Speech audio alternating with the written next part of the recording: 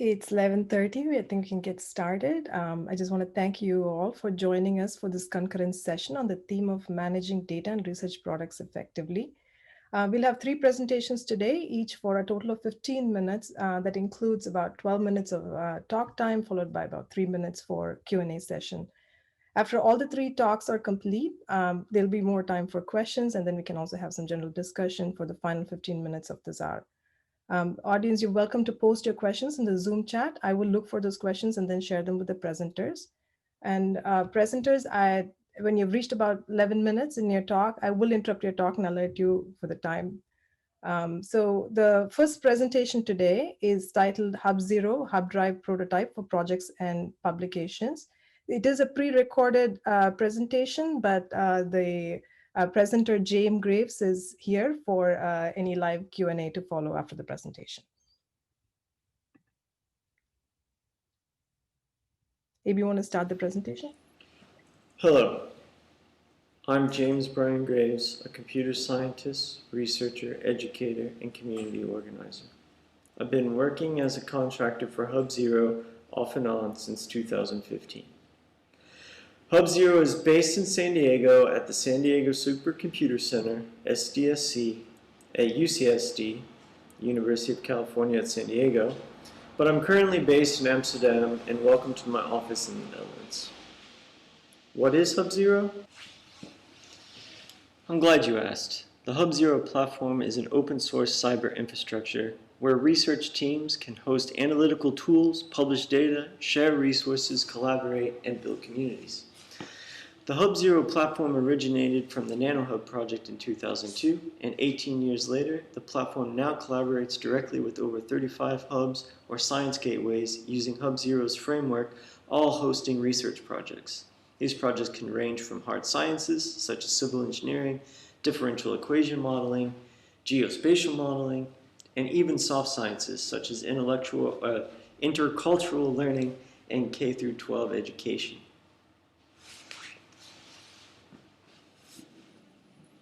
Today I would like to tell you about Hubdrive, a prototype collaboration tool for teams which facilitates the content management in the HUBzero CMS, for example, around projects and publications. In 2018, Michael Zentner of HUBzero and Gerhard Klimek of NanoHub mentioned the interest in a desktop tool which fits more into the researcher's workflow, not unlike Google Drive or Dropbox. I had already been working with the Hypercore protocol, formerly the DAT protocol, and immediately saw the potential for implementing such a feature with this new peer-to-peer based technology. What is peer-to-peer? Well, I'm glad you asked. The traditional internet is built on a client-server architecture.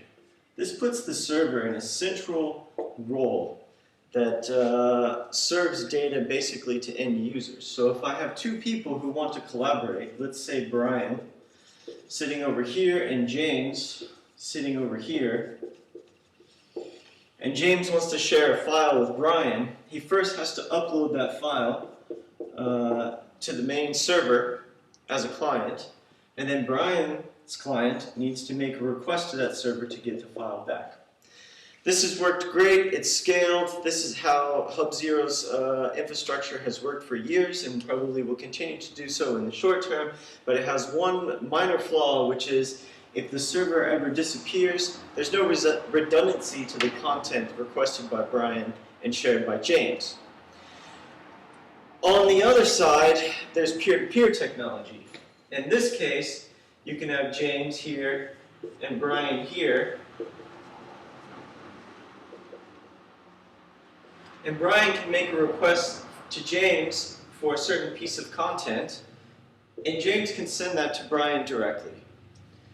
Similarly, you can have a server acting also as a peer, interested in content shared by James, and also interested in content shared by Bryan, but not so relevant in this particular use case. And if that server disappears, then this sharing can still happen. That data is still available. There's a redundancy there. Similarly, the ability of HUBzero to sit as a peer in that system allows it to pin content shared by James, and this is at the core of how Hubdrive works. Content is pinned on that server, and while it's pinned on that server, it becomes available to the traditional CMS system and allows it to be easily integrated into our projects and publications components. Again, long since part of the HUBzero offering. DAT is a protocol for sharing data between computers. DAT's strengths are that the data is hosted and distributed on many computers on the network, and that it can work offline or with poor connectivity, and that the original uploader can add or modify data while keeping full history, all the while handling even large amounts of data. Is it secure? I'm glad you asked. DAT transfers files over an encrypted connection using state-of-the-art cryptography. Only users with your unique read key can access your files, allowing them to download, view, or reshare the files. To update the contents of DAT, users must have the right key. By verifying hashes during transfer, DAT makes sure that no data is altered or corrupted. As long as you don't share the read key outside of your organization, then the content will remain private. Here's a quick demonstration of DAT.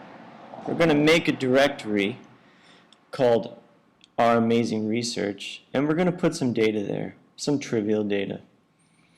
Just going to echo Alice into Bob. Now we can just type DAT share, and then DAT's going to generate for us a special cryptographic URL, which James can then share with Bryan. Hi, I'm Bryan. Bryan can then get that URL, quickly open up his terminal, and then type dat clone and paste the URL, not unlike Git.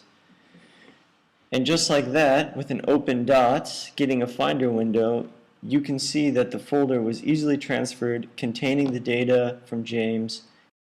Yep, got that data. Looks amazing.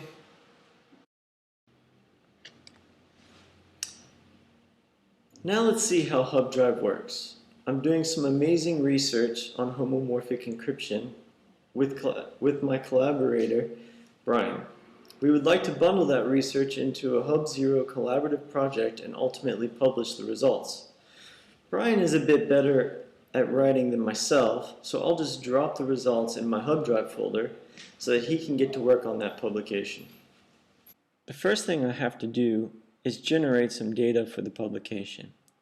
Hubdrive fits seamlessly into my workflow, and I can just simply use my terminal, create some output, put it in a folder, and now by just dragging that folder into Hubdrive, I can create a HUBzero based project with files that I can share with Bryan. Looks like I got a message from James. Indeed. Yo, Bryan, I added some output from the quantum encryption research. I guess I should start that publication. Yeah, indeed. I do see in my Hubdrive the QE output project. It's also synced with my Finder. The output's sitting there. Fantastic.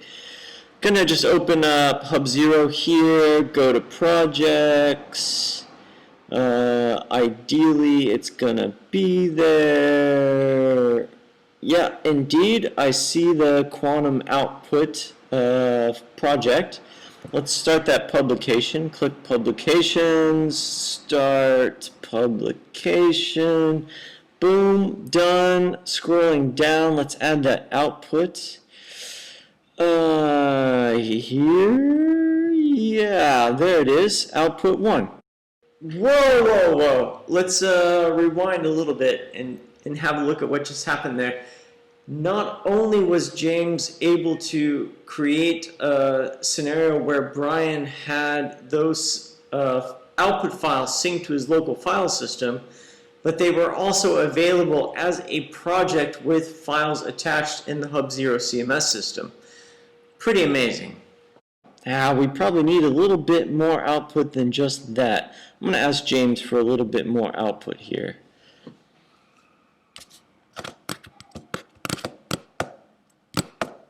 think we need more output. More output? Ah, well, he's not wrong. So let me jump over here. Again, my normal workflow. So I'll just run my script, output that into output to text, and then I can let Bryan know that there is some new data there. Just added some. Okay. James added more data. Great. Let's have a look in the project. Already synced. Yep, it is, but something's off here. Ugh.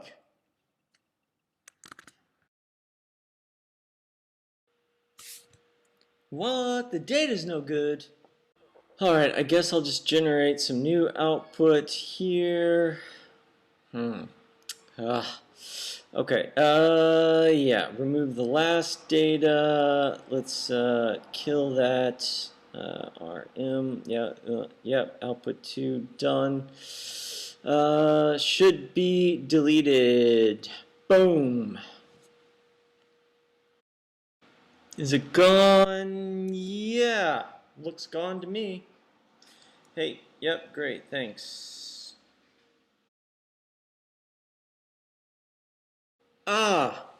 Yeah, make more data, of course. Alright, so let me run my script one more time. Yeah, okay. Should be all synced up now.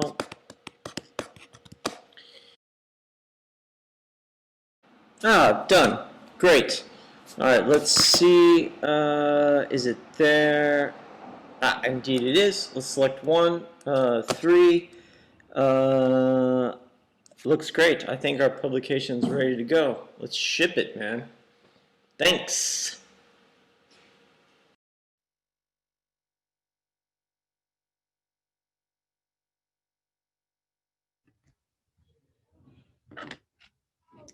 So I guess that was the end of the presentation.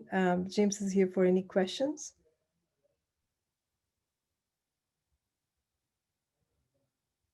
Sorry, I have a question. Yes, go ahead. Is that okay? Hi, James. This is Lee.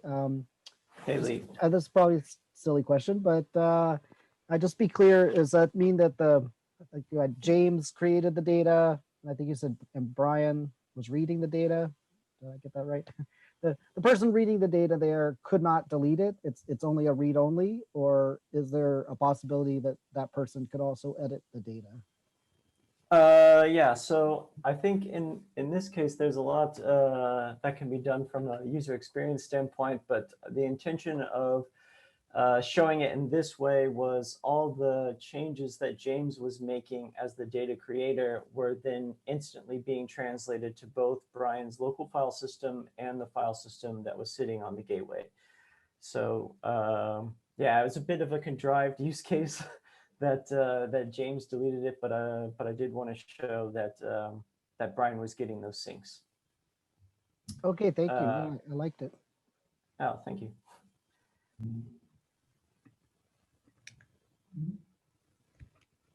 Could I ask a question?